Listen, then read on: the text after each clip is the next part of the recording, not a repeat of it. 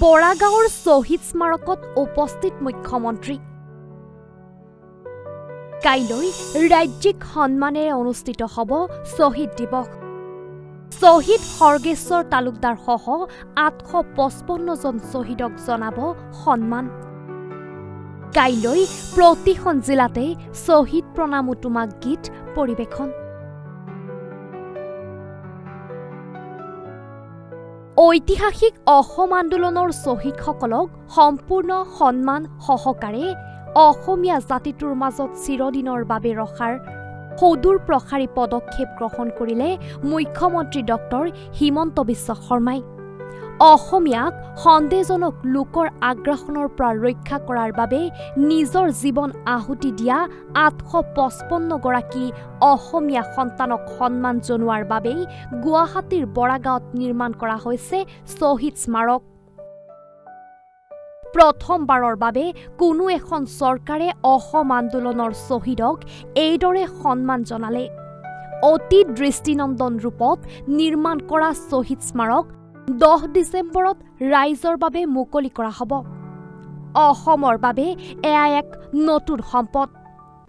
এই শ্বহীদ স্মাৰকলৈ গ'লেই বৰ্তমানৰ নতুন অসমীয়া প্ৰজন্ম তথা বাহিৰৰ পৰা অহা পৰ্যটকে উমান পাব কিদৰে এছাম অসমীয়াই আই মাতৃৰ বাবে নিজৰ জীৱন ত্যাগ কৰিছিল।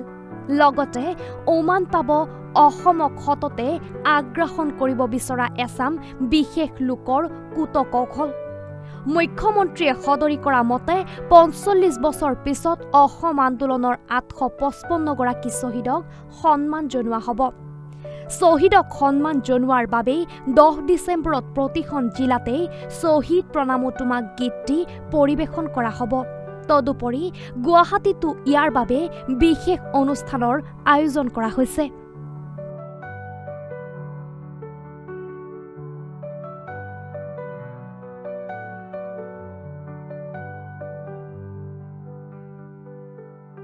মুখ্যমন্ত্ৰীয়ে লগতে সদৰি কৰে যে শ্বহীদ স্মাৰক নিৰ্মাণ কৰি চৰকাৰেই প্ৰথমবাৰৰ বাবে সন্মান জনোৱা হৈছে।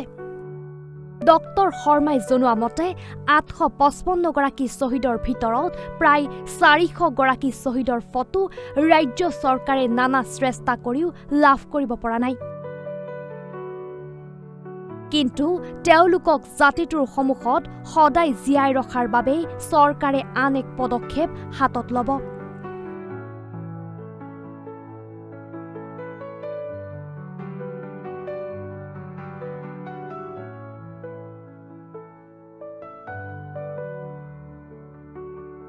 প্ৰাণৱন্ত হৈ জ্বলি থাকিব পাৰে, প্ৰজ্বলিত হৈ থাকিব পাৰে আৰু এই ধৰণে 45 বছৰ পিছত শ্বহীদ খৰ্গেশ্বৰ তালুকদাৰৰ মৃত্যুৰ প্ৰায় 45 বছৰ পিছত আমি অসমৰ কৃতজ্ঞ ৰাইজে তেখেতক আৰু 855 জন শ্বহীদক আমি সন্মান জনাম।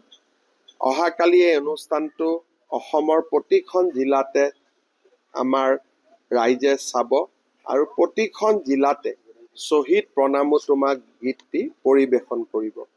গুৱাহাটীতো এই গীতটি পৰিৱেশন হ'ব আৰু অসমৰ বিভিন্ন জিলা সদৰত হাজাৰ হাজাৰ যুৱক যুৱতী অহাকালি শ্বহীদ প্ৰণামো তোমাক গীতটো পৰিৱেশন কৰিব আৰু উদ্বোধনী অনুষ্ঠানটো তেখেতসকলে চাব।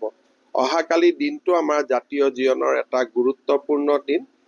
অসম চৰকাৰে শ্বহীদ স্মাৰক বনাই চৰকাৰীভাৱে অসম আন্দোলনৰ শ্বহীদসকলৰ কাৰণে প্ৰথমবাৰৰ বাবে কিবা এটা কৰিছে। আমাৰ বাবে গৌৰৱৰ দিন। মই সকলোকে অহাকালিৰ অনুষ্ঠানলৈ নিমন্ত্ৰণ জনাইছোঁ। এনেকুৱা আছে যে প্ৰায় 400 শ্বহীদৰ ফটোগ্ৰাফ নাই। আমি খালি আপোনালোকে একজেক্ট সংখ্যাটো পাব। সেই স্থানবিলাক আমি খালি ৰাখি থৈছোঁ। সেইকাৰণে আমি বিভিন্ন সময়ত 860 জন শ্বহীদো কওঁ, 855 জনো কওঁ, কিন্তু একজেক্ট কথাটো হৈছে যে নাম ঠিকনা আছে, ফটোগ্ৰাফ নাই। কাৰোবাৰ ফটোগ্ৰাফ আছে, নাম ঠিকনা নাই। গতিকে শেষৰ ফালত 10-15 জনৰ ক্ষেত্ৰত এটা কনফিউজন আছে। কিন্তু আটাইতকৈ ডাঙৰ কথা, প্ৰায় 400 শ্বহীদৰ আমি ফটোগ্ৰাফ পোৱা নাই।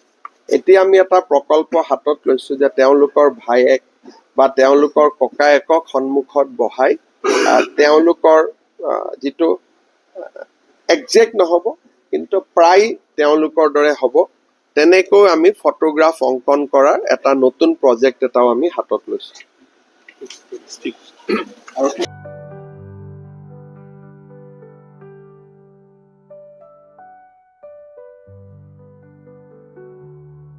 গুৱাহাটীৰ পৰা হিনা দেৰ ৰিপৰ্ট, এনি ভাৰত 24।